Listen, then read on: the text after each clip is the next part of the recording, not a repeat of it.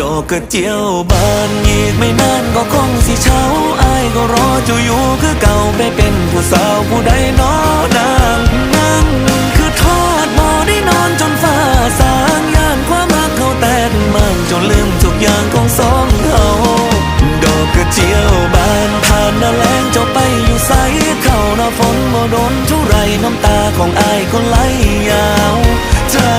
สวายอยากให้คอยถึงหน้าหนาวจนดอกกระเจียวของอายเหี่ยวเฉาเจ้า